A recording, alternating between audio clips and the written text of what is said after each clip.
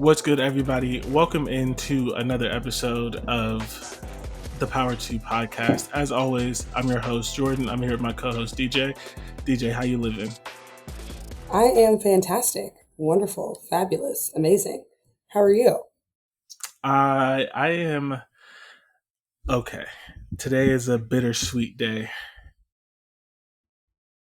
It is, for those of you who do not know, because you don't know, unless you're stalking us and or my personal CIA agent, which if you are, we need to have a conversation. I don't appreciate having a personal CIA agent. I'd like you to get up out my phone. But unless you are one of those two things, you are not aware of the fact that this is our last episode on the Land Grant Podcast Network feed, which is why I did not say this is Land Grant Podcast Network's Power 2 podcast. The powers that be, I'm guessing those who shall not be named, but not the people who actually run the website, the people who own the website, are instituting some changes. And it was some changes that we were not fond of. So we have decided to make a peaceful transition. So yeah, it's bittersweet because we're going out on our own. We've been talking about the Get Defensive Sports Network thing, right? We've had the YouTube, but now after today, we will officially be on our own. So if you like listening to us, which we hope that you do, we hope that you will carry this over to the YouTube because you have not yet. Because we average a decent amount of listeners and we do not have a decent amount of listeners on YouTube. But more importantly, if you're like me and you don't like YouTube and you don't want to see our beautiful faces, you can just follow our new podcast feed. It's just Get Defensive Sports Network. It's on Apple. It's on Spotify. It's on all the things. We have put all of our episodes on there, so you'll know it's us because it doesn't look new. It has all the episodes that we've ever done. Well, that's not true. It has all the episodes that we've done from last July.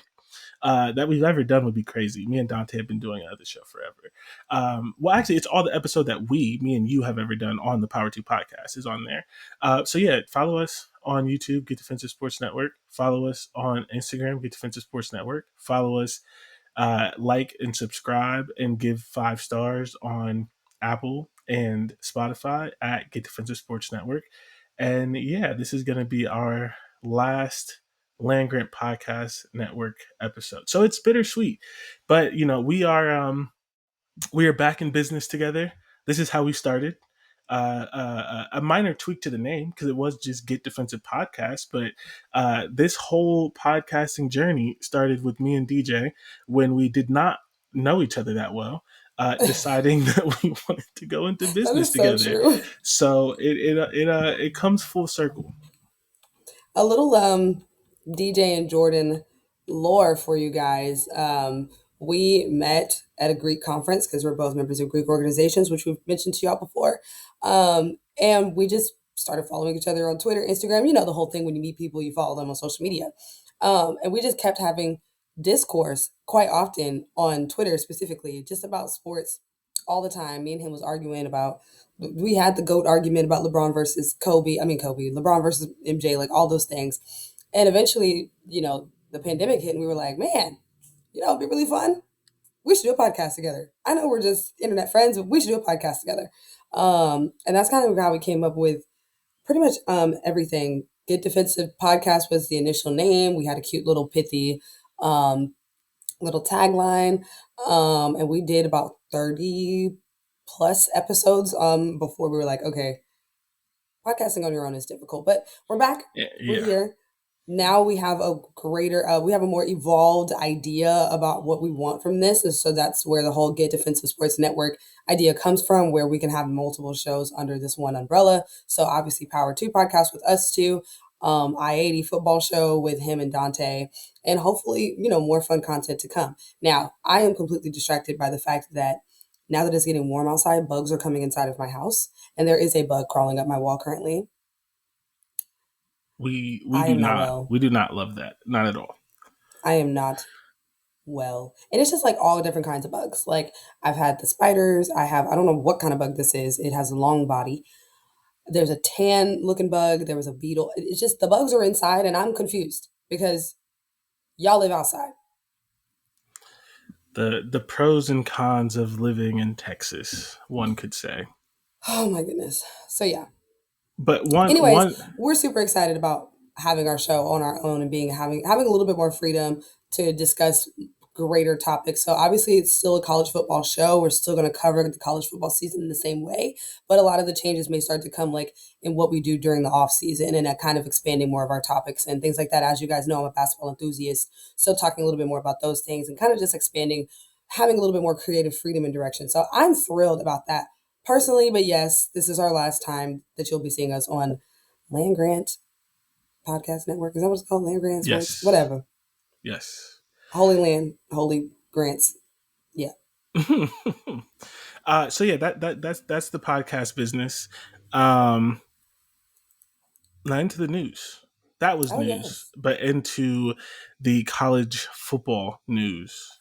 The DJ, what are we news talking news. about today? Oh my goodness. Well, I wanted to give you guys an update on the NCAA house settlement because, we really are just a couple weeks away from there being some real conclusions made with all of this. But basically, there has been another pause.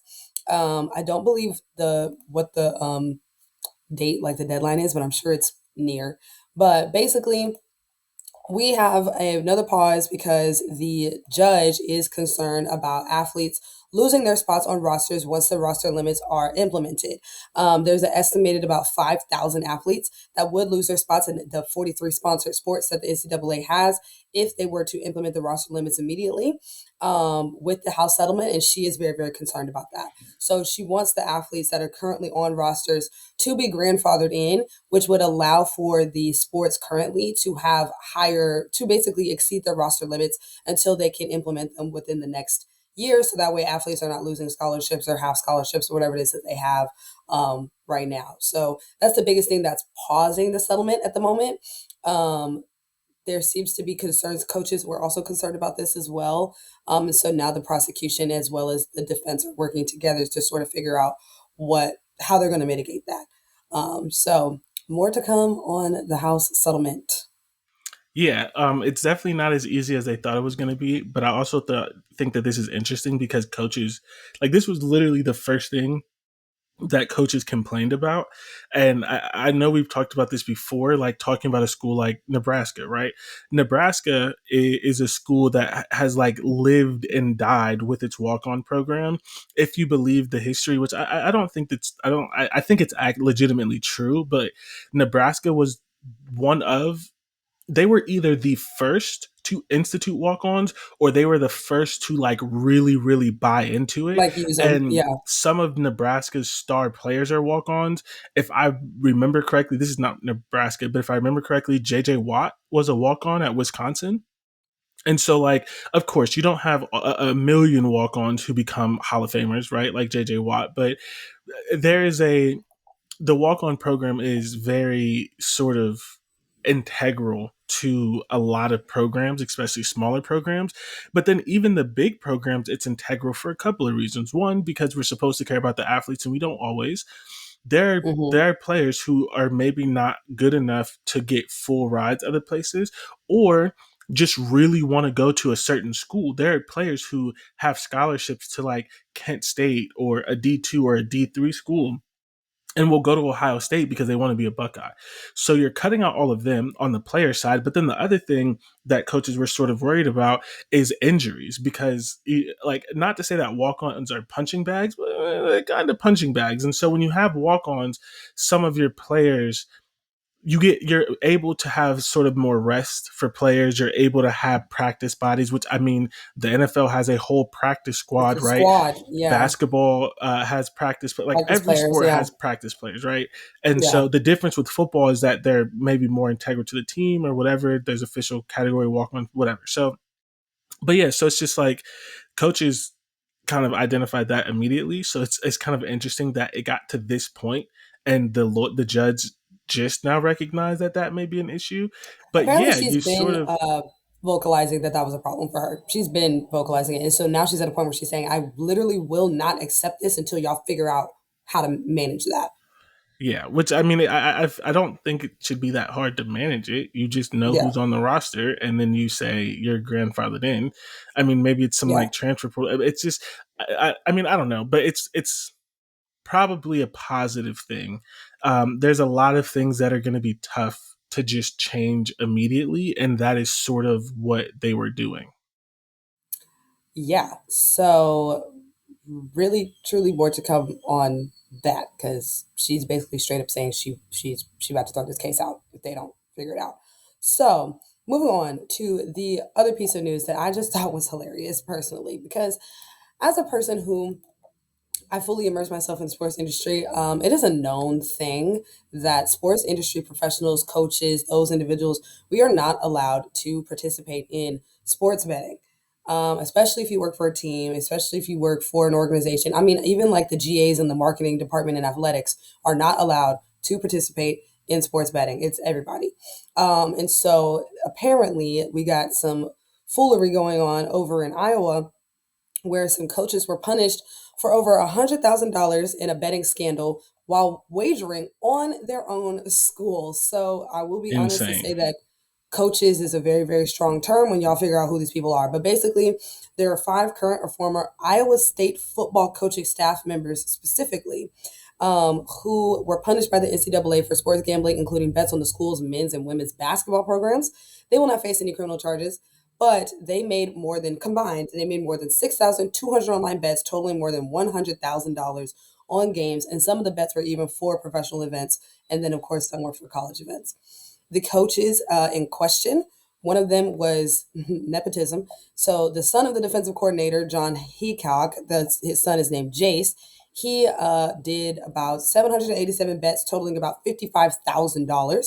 Another coach, again, loosely used term, coach. His name is Chase Clark. He was the assistant director of football equipment operations. He placed 2,305 bets, totaling about $18,000, including 46 bets on men's and women's basketball. And we love that he has failed upwards, and he is now the assistant equipment manager for the Detroit Lions. Huh, love that for him. I wish I could get in trouble and get a promotion. Um, and then we've got Michael Dreyer, who was, again, an assistant for equipment operations, placing 1,182 bets, totaling $11,000, including 25 bets on men's and women's basketball. He is now in sales for a sporting goods company. And then we have Kyle Highland, he was a former football recruiting operations assistant. He placed 509 bets, totaling $6,000, eight bets on men's and women's basketball, and he is now the assistant director of football operations at the Army. So again, these people are failing upwards. Love that for them.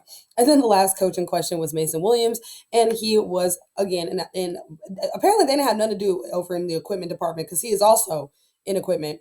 1,455 bets, $11,000, 12 bets on men's and women's basketball. And now he is the head equipment manager at a place that I don't even know how to pronounce. But the point that I'm getting at is go do sports betting and you'll get a promotion.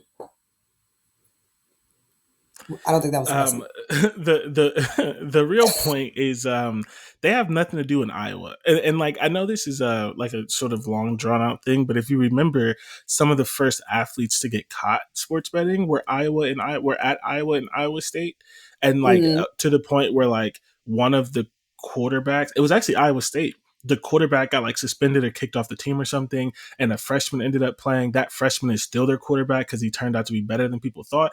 But like, yeah, so like this is kind of like a continuation of other things, but it's just interesting that like Iowa and Iowa State keep coming up because clearly there's, I mean, There's an issue. you can only tip over so many cows, I guess, before You you start know, sports betting.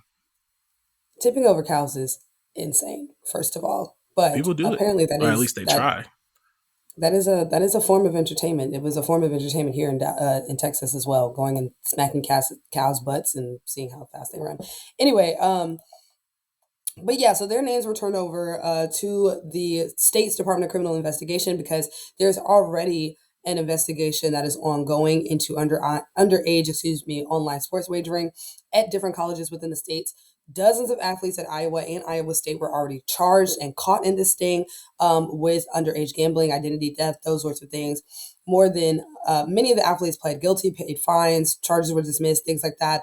And then more than 3 dozen athletes have joined in a civil lawsuit against the Department of Criminal Investigation, alleging that the agency had violated their rights and smeared their reputations. At the end of the day, you can be mad all day that your reputation is jacked, but again, it has always been known that sports betting is not allowed when you are an athlete, when you are a staff member, when you are a coach, you are whatever. So good luck on the lawsuit, but I'm sure that's not going to go very far because it's against the rules. Like, Yeah. period. Yeah, and one last speaking of defensive coordinator's son, one last piece of Oh, news. yes, We figured out who was pranking Shador Sanders. The we interesting did. thing about it is that there's a bunch of reports that other people were being pranked as well, but I like saw that. no one has come out and said if he was pranking all of them, especially because the public apology was only to To Shador. Shador. But at least for Shador, we found out who was pranking him. It was the son, and it's funny because it's another J name. I think his name was Jackson. Um, it was the Maybe son or something like that, but it was the son of the Saints defensive coordinator. the Falcons. He so It's the it Atlanta was the Falcons. Falcons. It was. I All right, distinctly remember because the Atlanta yeah, Falcons had a son. terrible statement.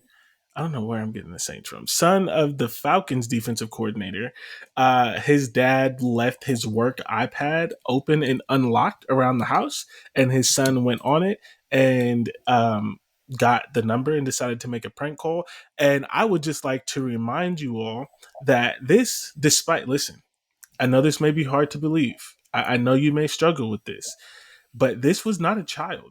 Despite the way that they're talking about him, he was 21 years old. Grown. So I would just like to remind you all, I know it's tough to hear from me that, that this wasn't a poor little 13-year-old kid, which if you listen to the media, that's what they would lead you to believe. But no, this was a 21-year-old adult, old enough to drink, old enough to drive a car, old enough to go to the army, old enough to uh, Do everything. probably graduate from college, right, or very close to it. This was not a little kid making a stupid mistake. Again, despite the reports. So yeah, that is another piece of news that we got. Um, Yes. His name is Jax Ulbrich, whatever, however you say the last name. There's two individuals though who did the prank. The only one who is speaking on it at the moment is Jax. But yes, and it's they're very probably much because the other one was probably just a friend, and it's like a Jax friend. is the Yeah. one that got the number, of course. Yeah. And so where you're getting the Saints from is that when they did the prank call, they claimed that they were the Saints organization when they called Shador.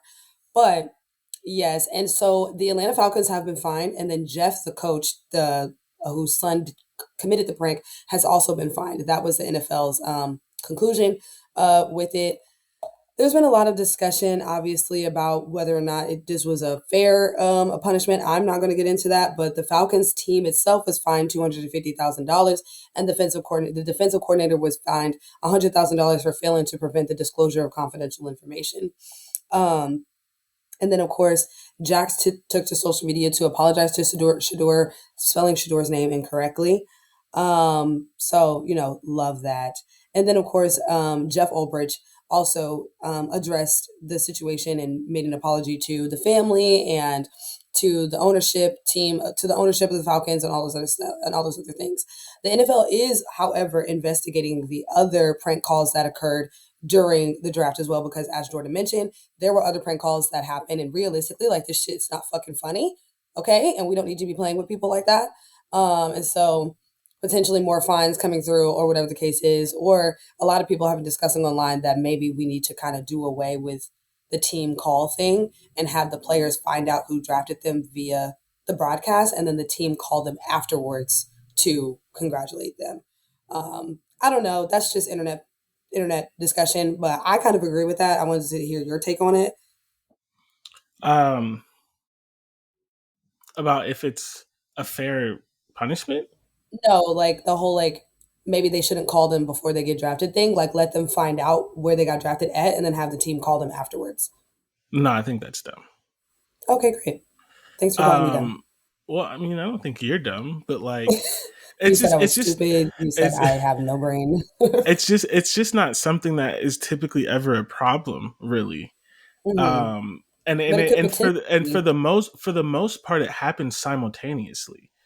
Like it Mm, doesn't really happen really before. It's just there sometimes there's like a minor delay just because it takes time to communicate to the league, and then for the league to get the journey jersey to Roger Goodell, and then for him to make the walk to the stage and do the pick. But like do all the they put things, in the right? Right. pick first and then they call, so it's typically pretty simultaneous. um but like, yeah, no, I just think that they need to have, don't take your work tablet home and let your son log into it. Play around on it, I right? think that's, I think that's pretty simple. I mean, like, I work in education, and all of my devices have two multi-factor authentication because, I mean, even college students have it now, but colleges do it because there's a lot of personal information and things on that. I imagine the NFL has that as well. And if they don't, you probably should. So it's just a careless person being careless in front of his I was gonna say something very mean in front of his grown ass kid who thought that shit was Correct. funny. Like, Which I don't know. that will never be Um, funny. Thank you so much. That will never be funny. yeah. Um, So yeah, that's the news. We are going to take a quick break for the ads, and then we will be right back.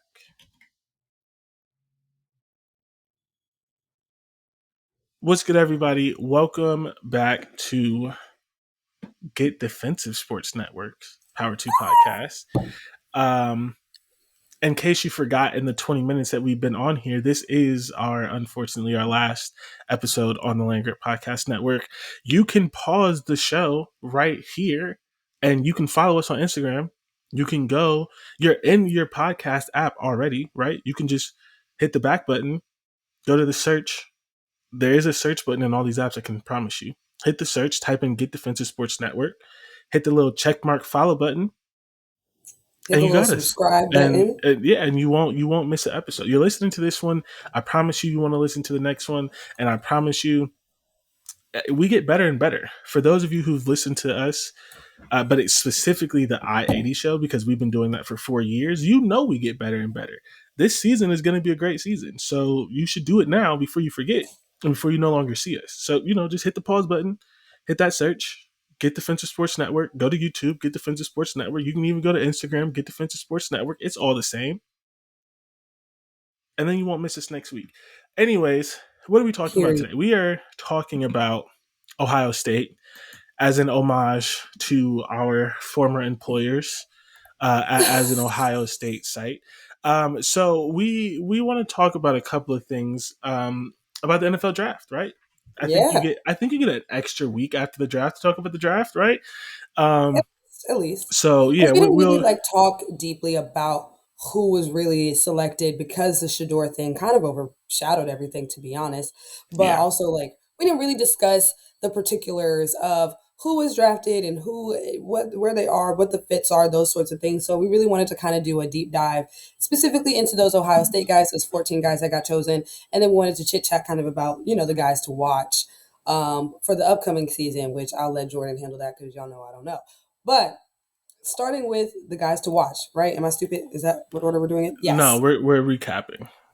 Starting with recapping the draftees, because I am stupid. Um, Ohio State had one, two, three, four, four. 1, 2, 3, 4.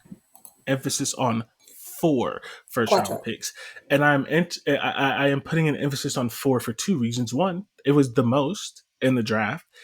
Two, many draft pundits, including the ones that I respect, and there are very, very few that I respect, really only had two Ohio State players going in the first round.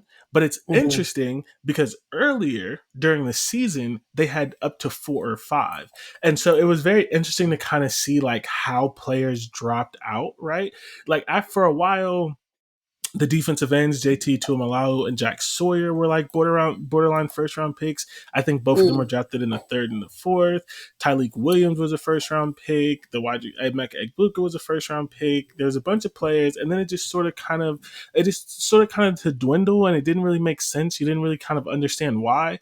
To where for a lot of people, it got to the point where they only on some of the boards, one or both running back was a first round pick. So there were like 6 or 7 players that throughout the season and the early draft season were projected by different people, right? It wasn't all 6 or 7 at the same time, but had first round projections at some point. And then as you got closer to the draft, it was essentially only Emeka Egbuka, the wide receiver, and Josh Simmons, uh, the offensive tackle, the left tackle. So it was very happy to see, for me at least, that it was 4, because I think all of the people drafted in the first round should have always been drafted in the first round.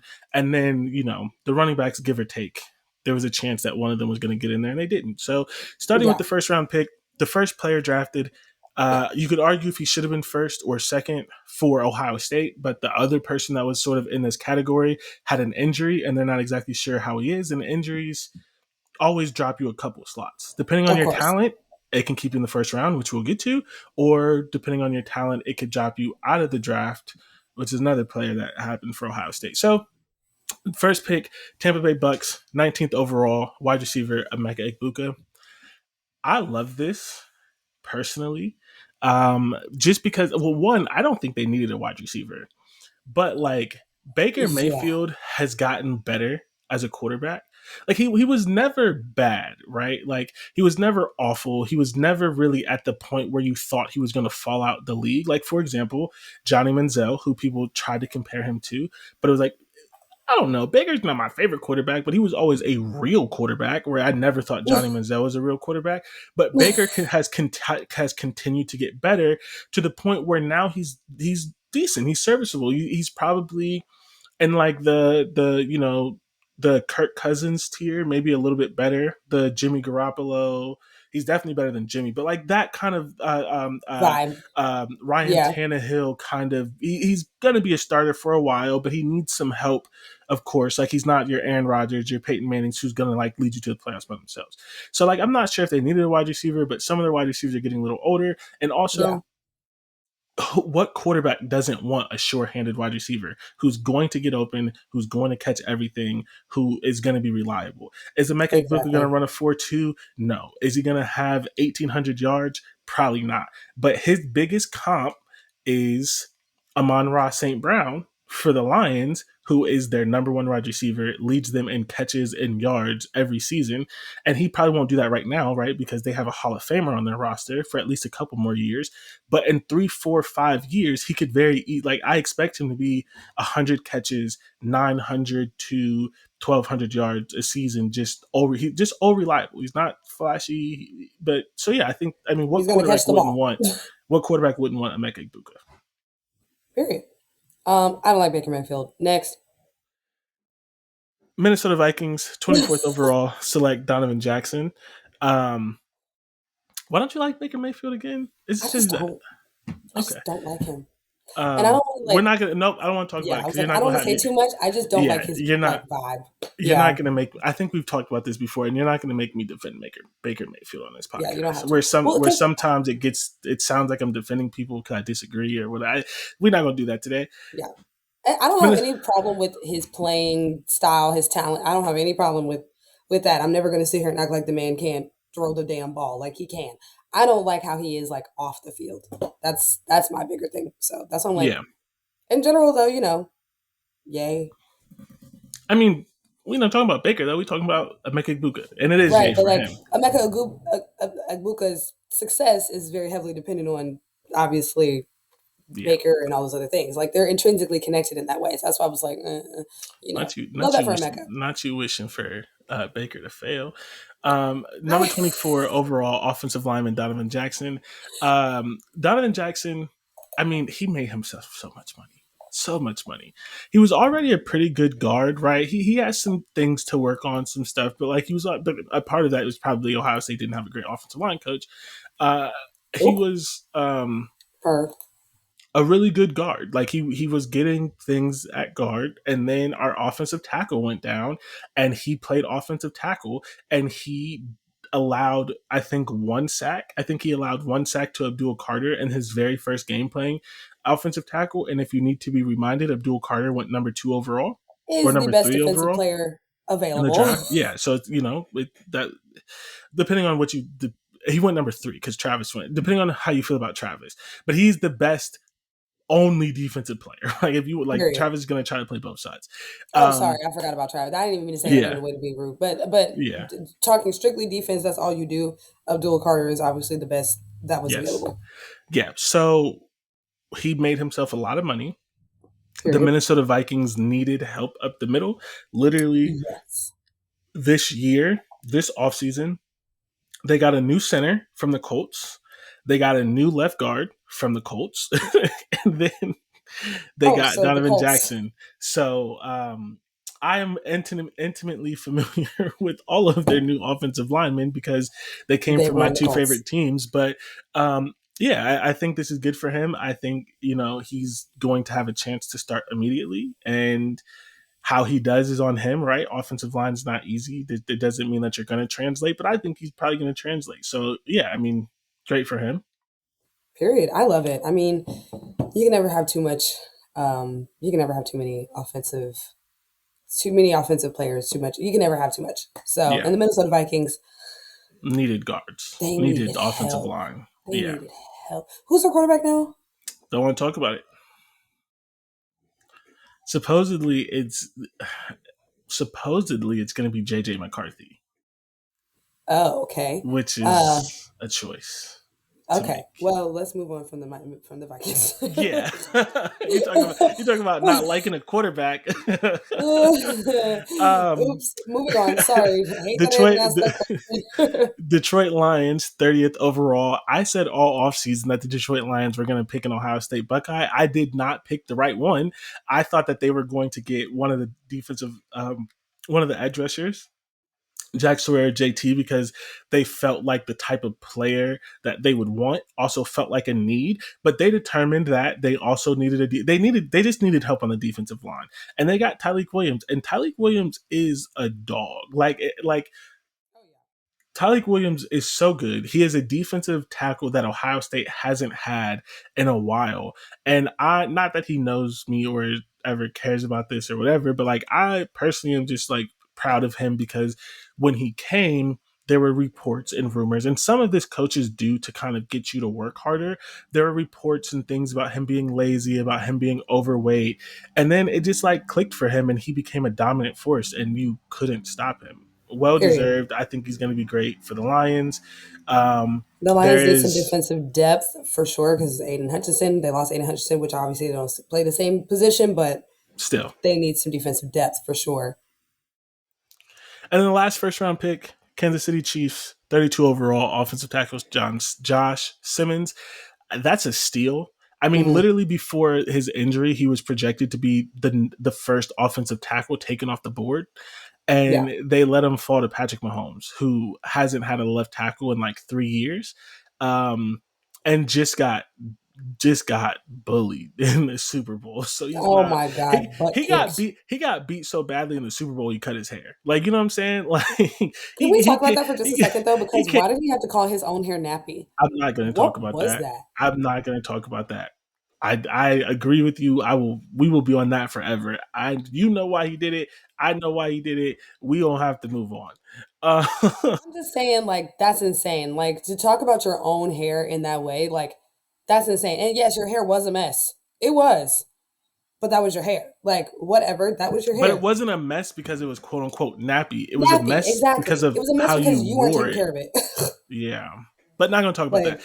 put your Second K2 round. curling cream in and call it a day. Anyway, Yeah, sorry. Yes, Kansas City Chiefs finally has somebody on the offensive line. That was obviously their biggest issue this entire year, which is why they did not win the Super Bowl. Um, so shout out to them. I am extremely excited about. I actually thought that this next pick, I thought he was going in the first round, I did too. personally. I But thought him one going of them high would second go. is still not crazy. Yeah, But Quinshawn Judkins is the 36th pick who went to the Cleveland Browns, running back. Loved him. I loved him all season. So, and the Browns, who even is their running back now? I don't even know who it is. I have no idea because it doesn't seem like they're re-signing Nick Chubb. So their running back is Quinshawn Quinshon Judkins. Judkins. Love that for They them. have someone on the roster. Yeah, It was the backup last year, or maybe it was the starting running back last year because Nick Chubb was injured. They have a running back on the roster, and they're pairing that running back with Quinshawn. I love it. I'm obsessed with it. I hate everything that the Cleveland Browns has going on, but it's a good fit. Yeah. Speaking of a good fit that I also hate, um, I mean, this is A like a good fit that great, I hate is so us. We love a like, this is, contradiction on this show. I mean, it's a perfect fit. I just hate that this player is going to this team, To this team. Me too.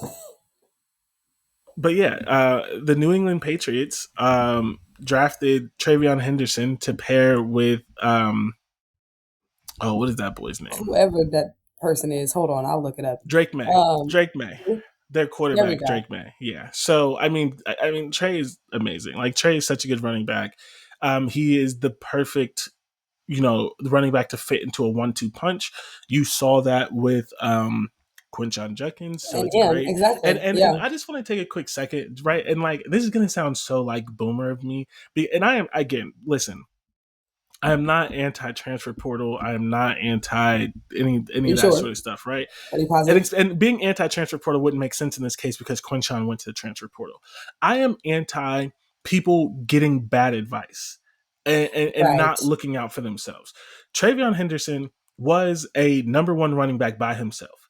Quinshon Judkins was a number one running back by himself, and and Quinshon was looking for a new home because they were forcing him out. He wanted to go to Ohio State. He knew that Trey was there, and he got good advice and made the adult decision to say, if I went to this team, I am going to perform well. I am going to protect my body because I won't have As many. 400 carries. Yeah, I'm going to get exposure. He was at Ole Miss. He was going to get exposure. But I'm going to get a lot of exposure, and I yeah. may win a national championship. Travion Henderson heard that as the number one running back and said, I am also going to get those things. So instead of me leaving and being mad and being jealous and being petty that they're bringing in another quality running back, I am going to be friends with him. We are going to work together. We are both going to up our draft stocks. We are both going to stay healthy. We are both going to have a great season.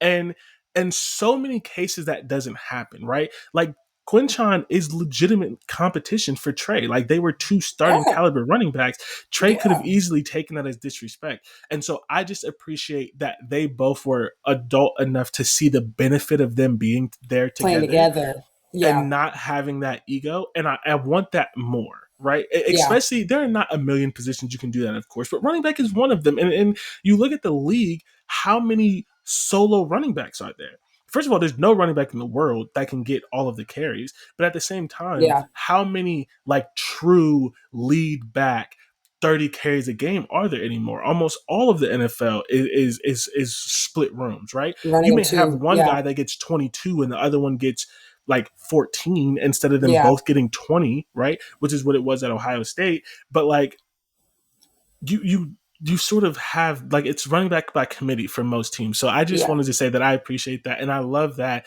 they had very similar stats. They both had 1,000 yards. They both had 10 plus touchdowns, and then they got picked 2 picks away from each other.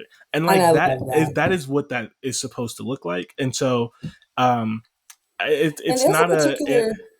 Go ahead. Sorry. and I was just like, the reason why I was gonna say it's like a boomer take is like, I get having an ego, I get being upset when transfers come in, I get that, but like, and I'm never the person that's like you have to be loyal to the team. I do believe that slightly more in college than the NFL and other professional sports, but I definitely don't even believe it in Hmm. college because the coaches can leave whenever. But I'm just very pro like really considering your future and making adult decisions and not just being offended by like everything that happens because Trey was there for 3 years. He could have easily been like, "Oh, you don't respect me. I'm leaving." And he had look at That what would be happened. dramatic. So That would be But that's a what they very do. demanding. Like that is what they do. Oh That's yeah. that's how so many people end up in the transfer portal anyways. And so yeah, Oh that yeah. was That's all. what's Maybe yeah. not as boomer as it sounded like, but yeah, I just really appreciate that happened for them, and then just how intertwined it was. Again, both 1,000 yards, both 10+ touchdowns. They win. They were alternating who basically led the game in the playoffs, right? Like it was Trey against Texas, right? It was Q against Oregon. He bounced Mm-hmm. that dude's head off the freaking mat against Mm-hmm. Notre Dame. Like, you know what I'm saying? So it's just, I just thought that was great. Um, I would also say that is a testament to good coaching, right? Because that was to me, when you do have two running backs that are that talented, it's easy to maybe just stick with one and kind of have the other as backup or whatever. But it's really good coaching to be able to kind of figure out a way to rotate them in and out. And to your point, the NFL does operate with especially a running game by committee. So I think there's going to be a particular skill associated now with being that number one option versus being that number two option, or being the guy that comes in to get the quick yards on the third down versus the guy that's going to come in and, go get 20 yards real quick or whatever. Like there's different skills associated with that too. So I appreciate what you're saying as well, as far as like those two guys being as talented as they are, were able to find some synergy with that. But it's also a testament to how they were coached. Um, yes. Shout out to Coach so Lott.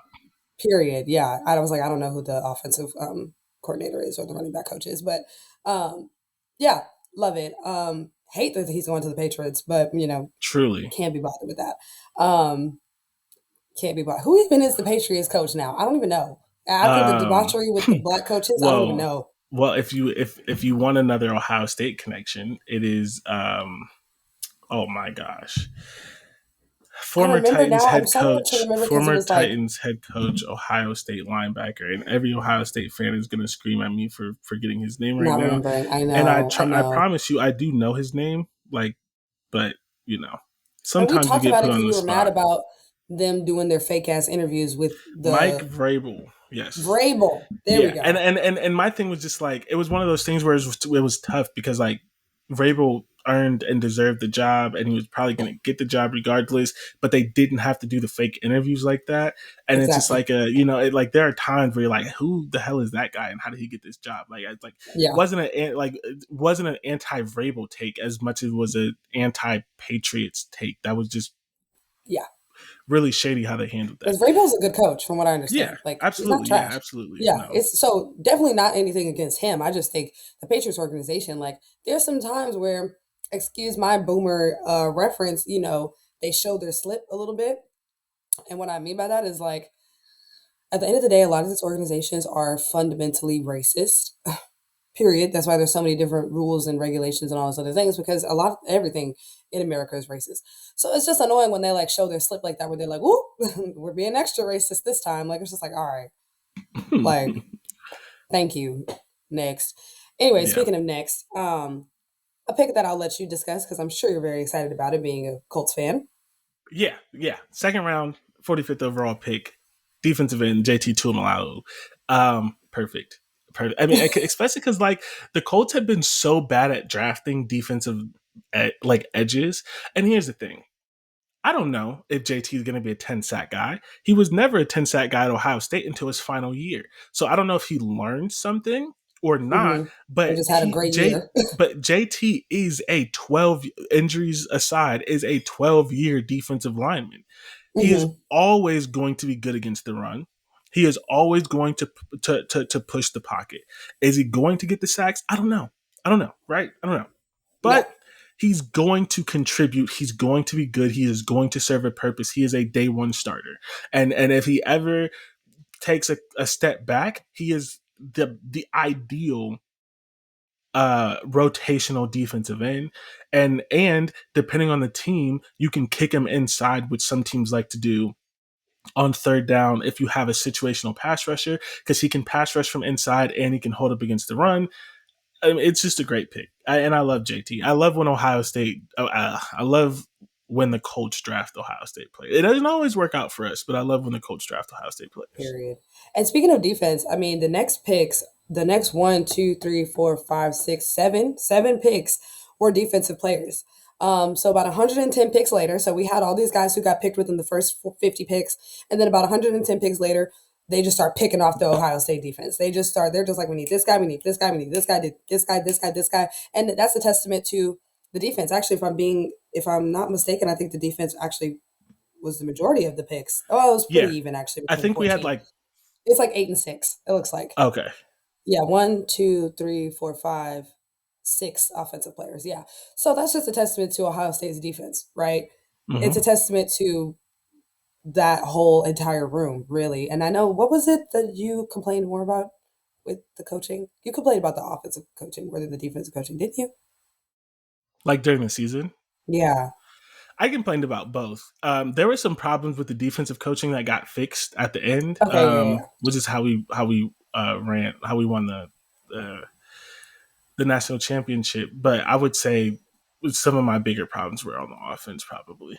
Um, Anyways, yes. yeah. So to just speed through this because we don't have to stick on everybody. Arizona Cardinals 115 overall linebacker Cody Simon. Loved that pick. I didn't think he was going to get drafted that early, and it is the fourth round, but like That's he so early. really earned himself money, man. And as someone, and this is just to show that players learn and get better, and it's also to show that you can be critical and provide grace. I played linebacker. I love linebacker. I've said it before. If I had the free time, all the free time in the world, and like to write, because I don't, I would do what other people have done and create a website dedicated just to linebackers. There's someone who is now in the NFL media space who does that for offensive line. There's someone in the NFL media space who does that for quarterbacks. There's someone in the NFL media space that does it for wide receiver. And it was literally just people doing blogs. And now they're all over. They're going to the draft. They're getting like access right there on some of the podcasts that I listen to. Like people are making a name for themselves doing these things. And the reason I bring this up is that I'm just saying that this is how much I love linebackers. And I was We critical know. of Cody Simon in the beginning because he wasn't good. And then he turned himself into a fourth round pick, which for a linebacker is a good pick, and he could be a long time starter in the NFL. So very, very happy for him and for his development. And shout out to Coach Laurinaitis because part of the reason he probably wasn't good is because our linebacker coach sucked. And then we got Ohio State legend James Laurinaitis, and magically our linebackers got better. And our recruiting got better. Crazy how that happens when you hire good coaches. Um, Period. Next pick, Carolina Panthers safety Lathan Ransom.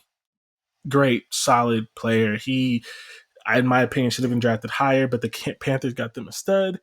Um, Pittsburgh Steelers 123 overall, Jack Sawyer. That's just nasty. Like that's just nasty. I hate that it's the Steelers, but he's going to be so good in their defense.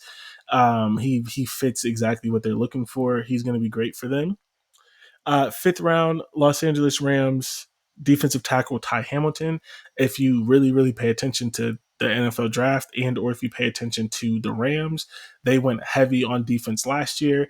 They drafted two defensive players who were teammates at Florida State. I believe Jared Verse won the defensive player of the year. They are still trying to replace Aaron Donald by committee because you cannot replace Aaron Donald. And so they needed another defensive tackle, and Ty Hamilton is a good defensive tackle. He's an OG defensive tackle. I'm gonna eat a lot of blocks. You may not know my name, but like I'm gonna do that. I'm Yeah. gonna make a Yeah. name for myself. Like I like people who pay attention will recognize your worth. But he's not. He's a true nose guard. Like unless you're freaking Ndamukong Suh or or something like that, most nose guards don't get a lot of name recognition. Uh, Buffalo Bills take Jordan Hancock, cornerback. I very glad he got drafted. I think he is severely underrated. He, in my opinion, was the key to Ohio State's defense because he could play three positions for Ohio State. And if you don't have someone in that position, you can't do all the things that you want to do. I don't know if Jim Knowles were still our defensive coordinator, I would be really worried about that position this year. I don't know how our new defensive coordinator's defense is going to run, so maybe that won't be as integral. But in Jim Knowles' defense, he was the key to it. He really did a lot for us and did not get recognized for that. And then Arizona Cardinals went back to the Ohio State well with cornerback Denzel Burke. Pittsburgh Steelers in the 6th round went back to the Ohio State well with quarterback Will Howard. And unless they get Aaron Rodgers, and even if they get Aaron Rodgers, there's a good chance that by midseason, Will Howard is the Steelers starting He's going to quarterback. be starting. Yeah, for sure. And if they don't get Aaron Rodgers, he's definitely going to be starting because he's better than Mason Rudolph. I don't care what you say. He's better than Period. Mason Rudolph. And that's 14. Somehow we did not get another one, but sort of the notable undrafted free agent signings. Arizona Cardinals get offensive lineman Josh Fryer. He is reuniting with Ohio State offensive line coach Justin Fry. Why you didn't Hmm. just pick him in the 7th round so he could break the record, I don't know. And then Cincinnati Bengals get Jordan Seth will die on that McLaughlin. hill. I will. Cincinnati Bengals get Seth McLaughlin, undrafted free agent, and simply his injury just happened too late. He is a good player, but Yeah, center only players are undervalued, and his injury happened too late where he's probably not going to be ready for the start of the season. And yeah. so he fell out, but should have been drafted, but whatever. And Not that's where it. I That's roll. that's the that's the That's the that is whole the slate. recap. I think Uh, it's we can just hard. like, oh, go ahead. Sorry. I didn't say it's kind of cheating, but my favorite pick, of course, is JT Tuimoloau to the Indianapolis Colts. My second favorites would be Josh Simmons to the Chiefs, even though we don't need to further the Chiefs dynasty. And I really Sure wish that don't. I could love the running back picks, which is like, ugh, I just don't like the teams that they went to. I don't like the teams that they're on, but I do love. Not for them, like it's good for them. It's just Yeah, like yeah. it's hard to like. I can't. I've never been a Browns fan, even though I'm from Northeast Ohio. But I can't even like passively root for the Browns like I used to because gross. Like They're the just stench on them gross is organization. disgusting. And how could you ever be a Patriots fan if you're not from New I'm England?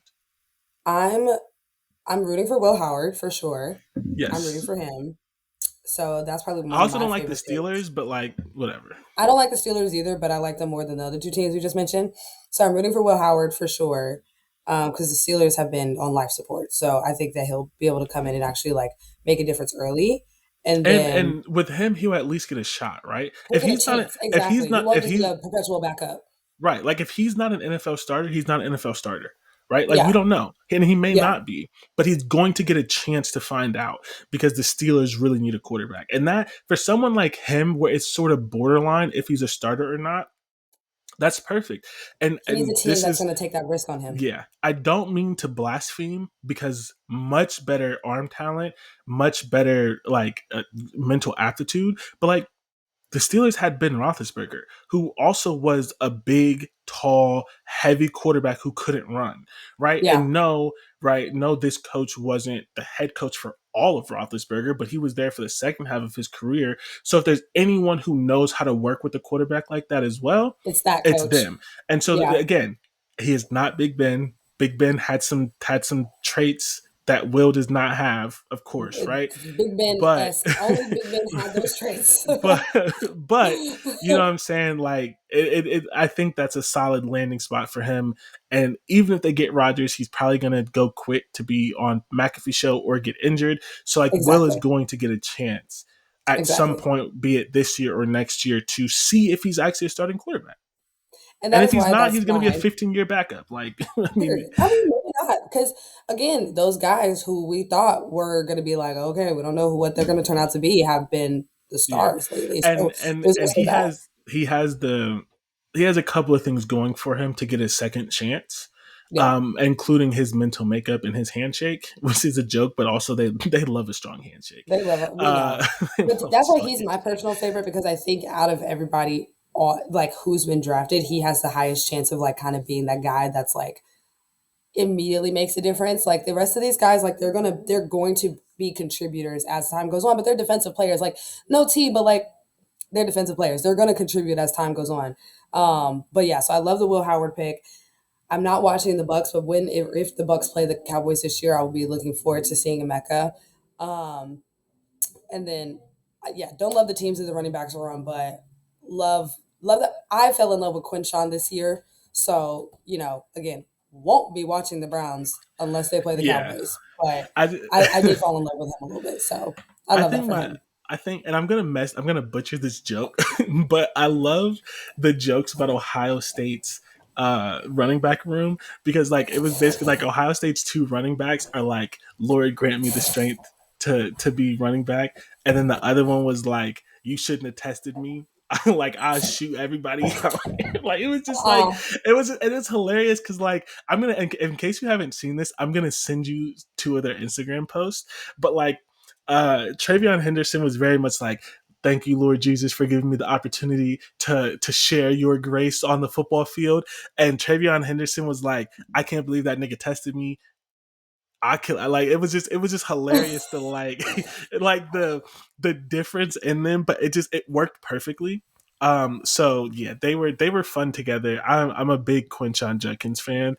Um I just love his and name and too. Like that's yeah, a good, strong name. That's that his mother or his father, I don't know who named him. They were like, this one right here. Like yeah. I live for it. Do we want to jump into a quick little overview of players to watch since we are running up on time a little bit, but at least want to give you guys like a couple of guys on the current Ohio State roster to watch. Of course, the most obvious one being Mr. Caleb Downs. Uh, need I say more? I feel like Yeah. he's a household name at this point, but didn't know if you wanted to just do a quick little rundown of like, okay, here are the guys to watch. They're For saying right now in the way too early 2026. draft projections for 2026, they are saying that there are 16 potential draft entrants for Ohio State to be looking for in the 2026 draft. So I'm not going to name all 16, but Caleb Downs is, of course, the one who is the headliner for that group. Yeah, I would just say like safeties don't get drafted in the first round, and they definitely don't get drafted in the top 15 picks unless you're Caleb Downs, unless you're Minka Fitzpatrick, unless you're the guy who went to the Bears, unless you're the I don't guy know. who went to the Ravens. Um, I can't think of I the know names right who you're now, talking about, but but I can't think of their yeah, names. Kyle Hamilton is one of them. Absolute Yes. stud. He's the one that's on the Ravens. And the guy that is on the Bears, I can't think of his name right now, but he played at Penn State, also a stud. Caleb Downs is a generational safety prospect. And look, who am I, right? But at least in my podcasting history, you know that I fight against the word generational. So Yo, whether you yeah. think I'm right or wrong or crazy, the fact that I would use it tells you the type of player that I think he is and that everyone thinks he is. He's projected a top 10 pick at safety. That's all you need to know. At safety. At safety. Okay. Yes. But Some anyways, some other players to watch, Sonny Styles, linebacker, he is going to get drafted. First of all, again, you can learn and you can grow. Linebacker is one of the hardest positions to play on the field. Sonny Styles looked horrible the first 2 or 3 games of the year, and then he learned how to play the position on top of his God-given talents, and he was a menace. oh yeah. Dude is 6'4", 235. He's Yeah. probably gonna run a 4.4. He like I'm not gonna say he's a first round pick because there's some things he has to work on, right? And so Mhm. it's gonna be for him. It's gonna be like if he does the linebacker things well enough, they'll draft him first round because of the size and things. But if he doesn't, he still has to perfect some of the linebacker things. Yes. But Because the he also is not originally a linebacker. He did no, he start off played as safety. a safety. So So and in high school he started off as the ultimate weapon. And and and yeah. and this is and this is a minor gripe, and I get it. I played football in Ohio. I know what it's like, right? When you just have one player and you don't have anyone else. But one of the toughest things about high school sometimes is when a player is too good, they don't teach them how to play football. They just Yeah. let them do whatever. And then it Yeah. takes them some time to learn That how to play happens in football. Texas too. And so it's just kind of like but he's learning, and I mean, his growth was so exponential last year. I'm so excited for him this year. Um, Next player for sure, first round pick. He's going to be like the seventh wide receiver drafted in the first round in the last like 5 or 6 years. Carnell Tate. He'll be the fifth in a row if that happens as well. So, Carnell Tate. Sorry, I said that over what you said. But yes, Carnell Tate will be the so my fifth number, in a my row. numbers were off. He will be. Hold on. Was it 5 and 4 years? I think okay. So he will be the sixth in 5 years because one year we had two. So Hmm. we've had 4 straight drafts, but one of the drafts we had 2 first round picks. So right now we've had 5 wide receivers taken in 4 straight drafts. He will be the 6th receiver taken in the first round in the 5th straight draft, and he is going to be a Yes. first round prospect. Yes. Yes. Um, Yes. I mean, Biggest thing he's is, go ahead. Sorry. as I say, he's freaking 6'3". Like and this is the thing people have complained about Ohio State wide receiver, quote unquote, complained, right? Like Chris Olave is like 6 foot 6'1", Jackson Smith-Njigba is 6 foot, 5'11", 6 foot, JSN that's Jackson Smith-Njigba, Emeka Egbuka Mhm. is 6'1". Like for a couple of years, Ohio State hasn't had the 6'2", 6'3", six The four size. Yeah. outside wide receiver. We got it with Yeah. Carnell. We got it with Carnell, and Lord knows we have it with Jeremiah Smith. So, Oh, so 100%. where He's some of the other physical. ones were like quote unquote borderline because it depended on if you cared about the size, he has all the talent and the size. First round pick. Period. 52 catches, 733 yards, 4 touchdowns in his first year as a starter. And he was the Um, number 3 option. and he was behind Jeremiah Smith, like be for real, And the Mecca and Ibuka. a Mecca. So So now it's just him and Jeremiah. Don't make me mad. yeah, 100% first round pick, no questions asked. Because as you guys know, obviously Jeremiah Smith is not eligible until 2027. So with unfair. yeah, I mean, I'm thankful, but right, unfair for right. everybody else. Involved, Um, correct? Yes. Yeah, another one to pay attention to, Max Clare, tight end. Tight end is hard because some of the tight ends drafted, you're just like, ew, Okay. you didn't do anything, but they Yeah. love the traits. Like Colston Loveland to me was never impressive, but they Yeah. loved him, no pun intended, and he was the first tight end taken off the board. Max Yeah. Clare, Strong handshake, good eye contact. You know. yeah, Max Clare, he was a tight end that was productive at Purdue, 51 passes for 685 yards and 4 touchdowns. That's Hmm. a great season for a tight end. He is going to Ohio State to hopefully do the same thing. And I Yeah. think he's probably going to break Ohio State's tight end records, which is not hard because we don't throw to a tight end. But when you Yeah. have a young quarterback, he's like, CJ Stroud didn't need to throw to a tight end when you have our wide Yeah. receivers and you Yeah. can fit the ball in wherever. The young quarterback is probably going to need to throw to him a little bit more, especially early in the season. So I don't. He does have a chance to be a first round pick, but tight end is hard. You never know. But he's definitely going to be drafted for sure. High, very high. But they are projecting him as the top tight end as potentially the top tight end in the 2026 draft class. Yeah, So if he puts up good numbers, and he actually is, if he puts up good numbers as far as on the catching and running end, but he's also a really good blocker. I mean, we could definitely see him going like late in the first round for sure. yeah, But really, when it comes to tight end and picking tight ends, that one to me is so dependent on like team needs and too. traits. Like Yeah, it's it's just so dependent on that because it's not as easy as like wide receiver, running back, whatever, but you could just add them to the room. Like the team is going to really have to need a tight end to pick them in the first round. But yeah, if a and tight end is going in the first round, it'll be Max Clare. yeah, at 6, like I could see him being, depending on how the year works, like I could see him being a pick for the Chiefs or the 49ers Yeah, because for sure. They eventually ain't they're got going to need nobody. a tight end, but it's hard to project who Yeah. needs a tight end. And if But the it doesn't matter. Cowboys stink it up again, we definitely need a tight end because we ain't got Yeah, nobody. We just have oh my gosh, why did his name just leave my spirit? We have one. We have one.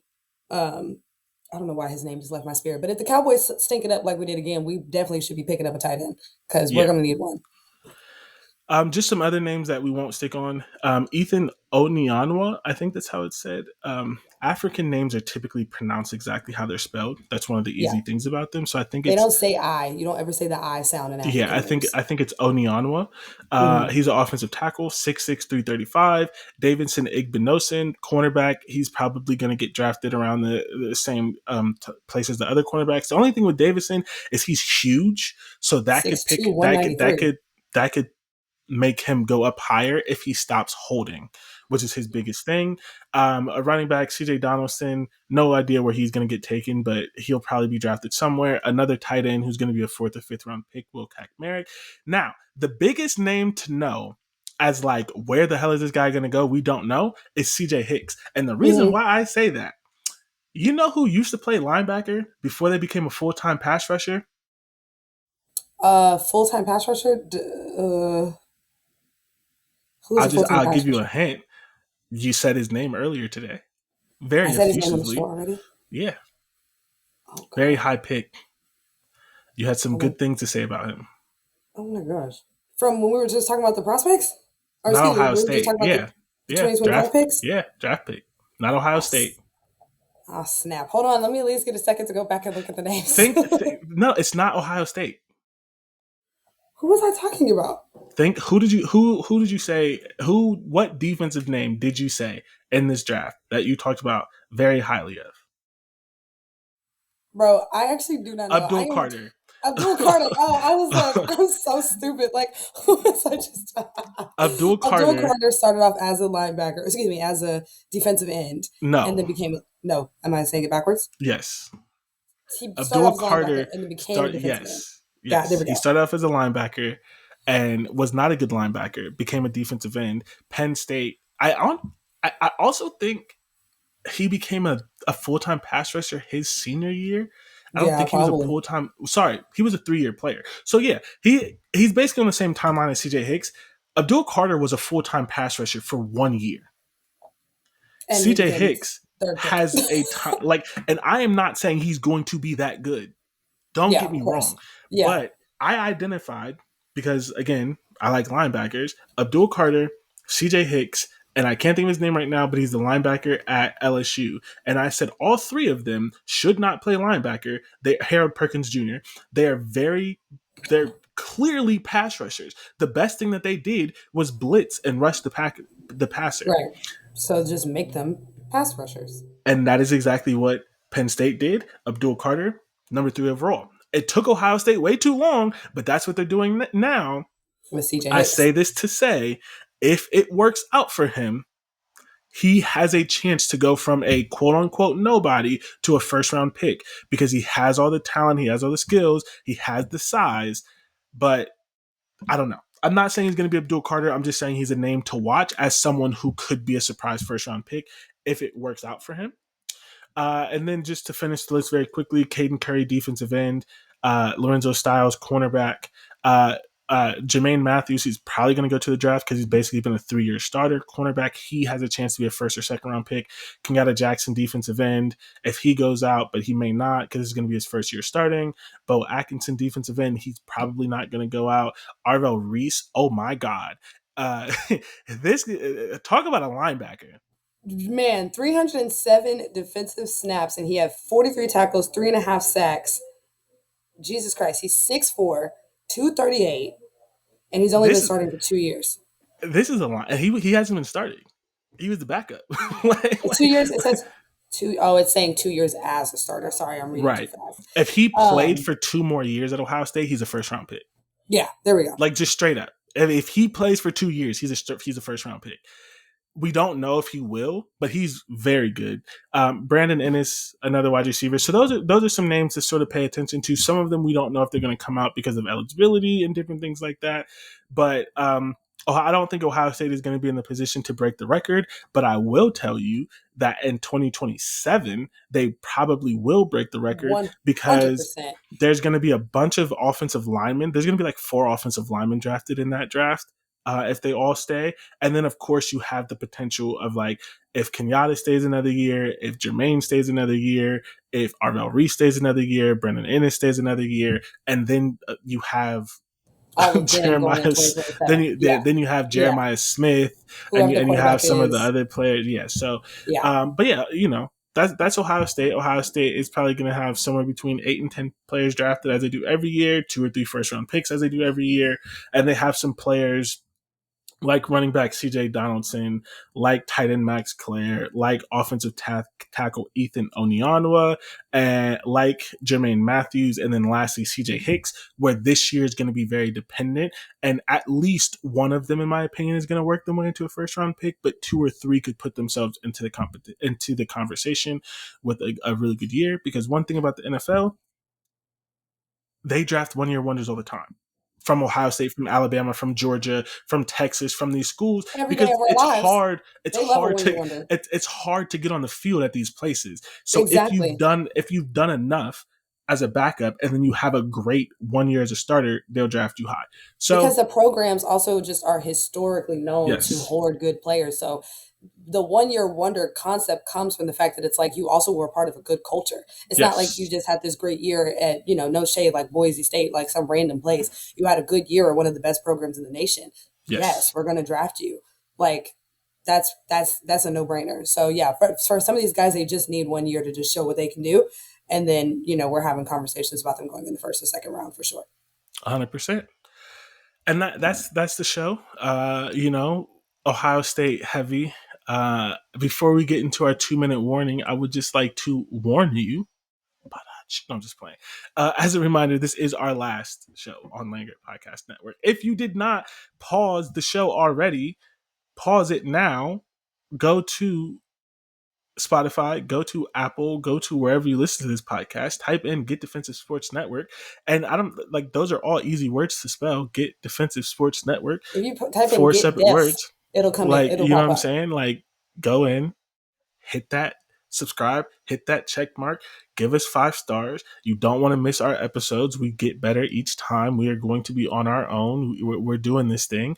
Go to YouTube, Get Defensive Sports Network. Go to Instagram, Get Defensive Sports Network. You can even go to TikTok. That one's GD Sports Network because they won't let you type as Too many many words. words. Yeah, too many words. But yeah, like, please, Stick like, with us, guys. Stick with us. we would love to continue to have your listenership. We understand it's super easy in this feed because there's a bunch of shows. You just go to this feed, but we would love to have you. We have you. We'd love to continue to have you as we go on this endeavor of our own. So just pause the show. Get Defensive Sports Network, all places except TikTok. TikTok's GD Sports Network. And so let's end the show. We have our 2 minute warning. You change your 2 minute warning mid show. Oh wait, No, no, I I'm added to it. tripping. I'm looking at the wrong thing. I Yeah, will go first because mine is not sports related, and then I'll let you finish this out. It is officially graduation season. I have two things to say about graduation season.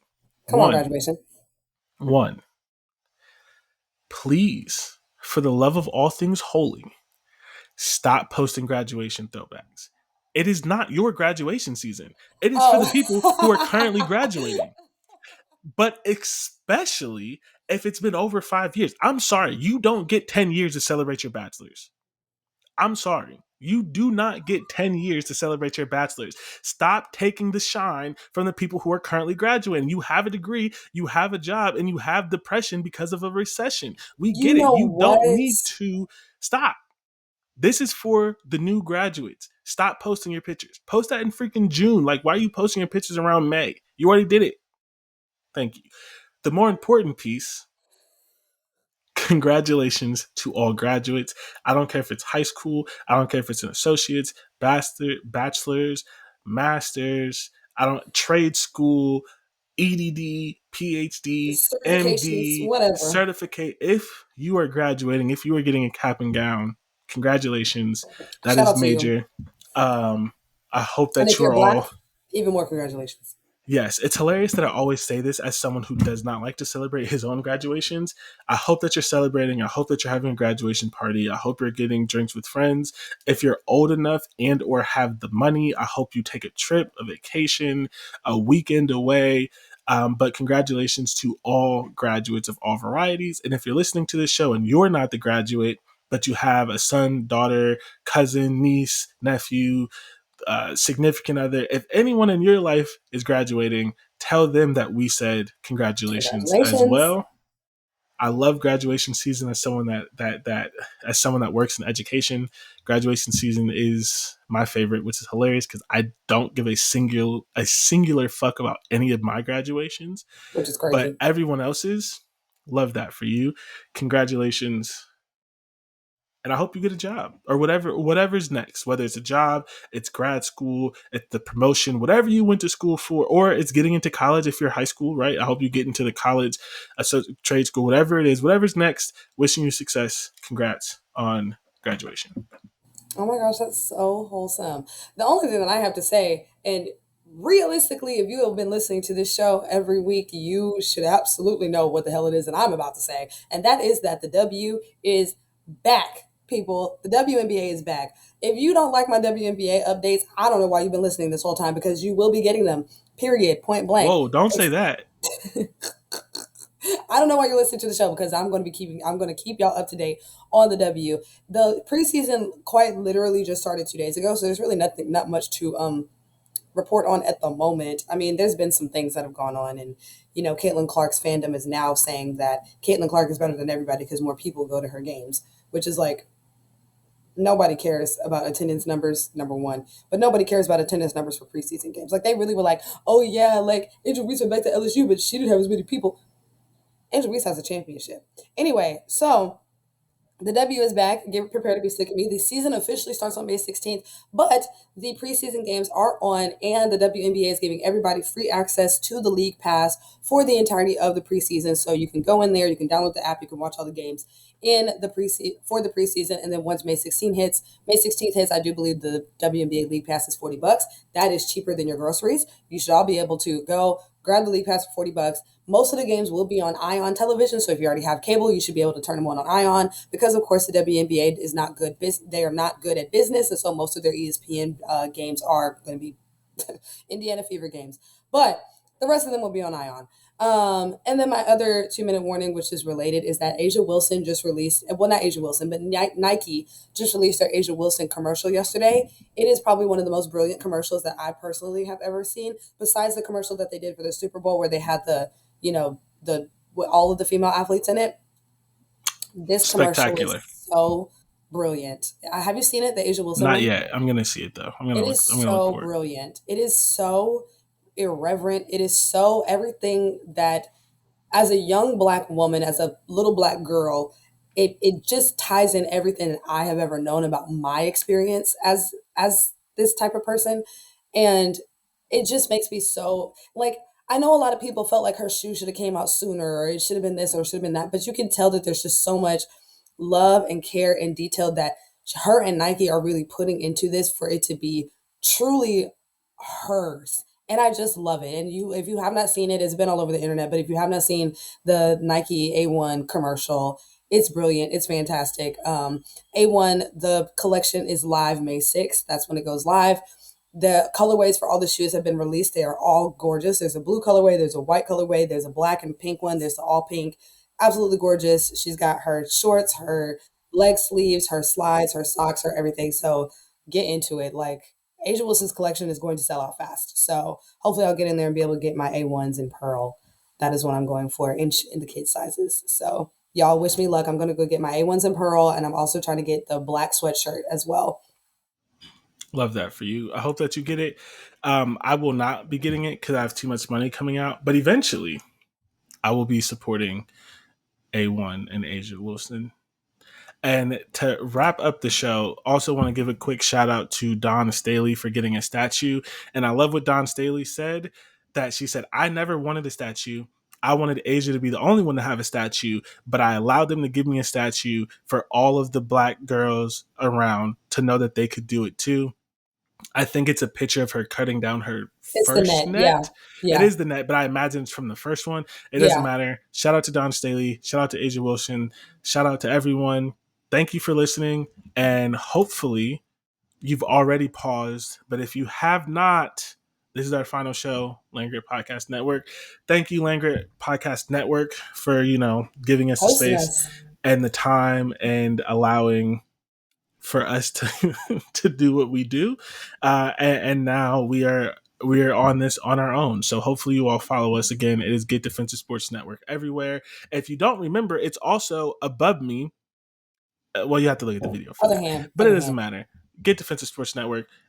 We will catch you all hopefully next week on our own feed. See ya. Bye.